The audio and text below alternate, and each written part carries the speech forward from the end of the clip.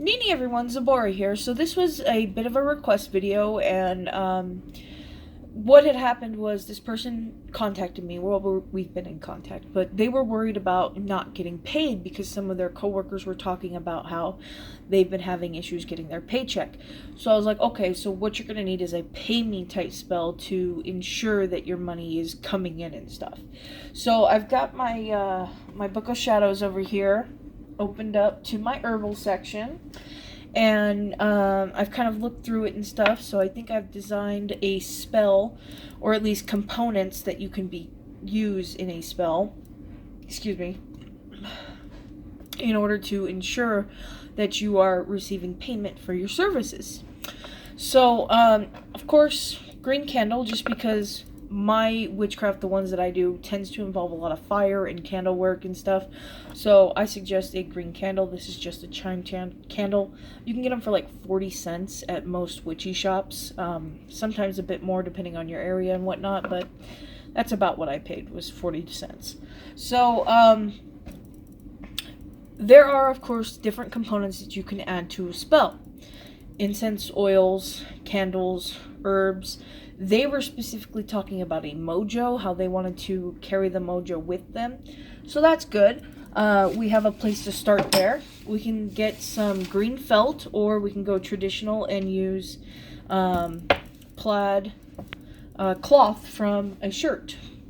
So what you're going to do is, in your mortar and pestle, you're going to combine pay me herbs, which would include money herbs, and domination herbs. So for the domination herbs, we have licorice root, okay, and we've also got, here it is, some calamus, okay. So we would put licorice root and calamus into our mortar and pestle, and we'd grind that up along with money related herbs. Now, if you are of the Western occult tradition, these can include bay, or rosemary, or even basil, okay?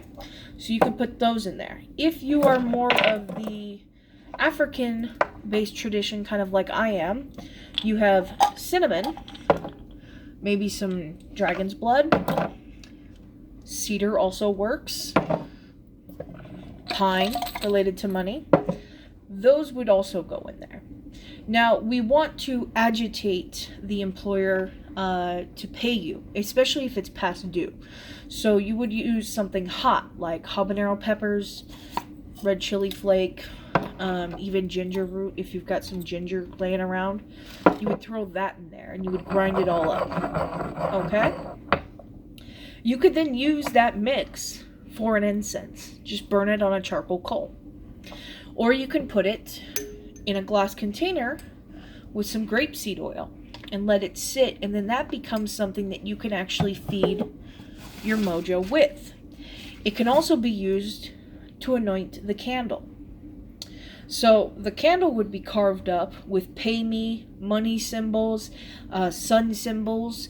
If you're an Egyptian pagan like I am, maybe you want to call on certain deities like Osiris, because Osiris is linked to the harvest and agriculture, and that is what they actually paid the Egyptians in. It was food and beer.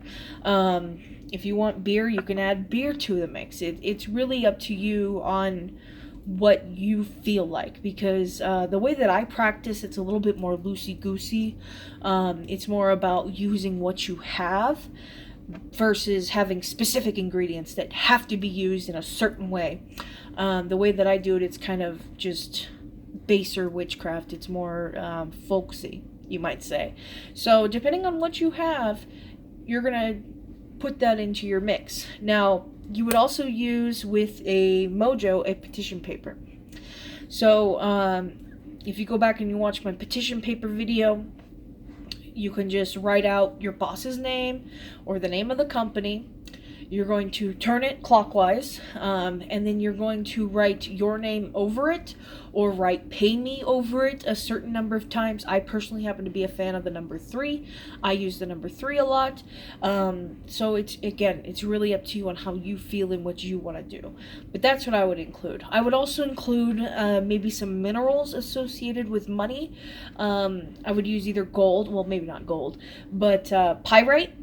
Pyrite's pretty cheap, and I have some crushed up in here in a little jar, and I would use pyrite in the mojo. You could also include that in the oil mix that you make, or in the incense mix that you make, and burn it or use it on the candle. You would also use the oil, as I said, to anoint the candle, and you would bring it towards you from the tip to the base, because we were drawing that energy in. I did cover this in the candle video if you want to go back and watch that.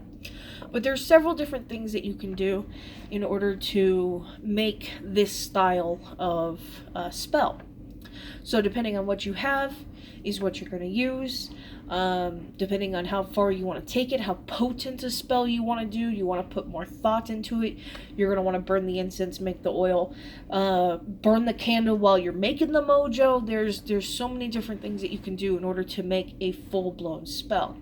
So I hope this has helped and explained my position a little bit better on how you would do this and what deities you may want to invoke. If you're more of a Christian mindset, maybe you want to call on Matthew, Saint Matthew, if you want to go into the Catholic religion, as he had dealings with justice in the court.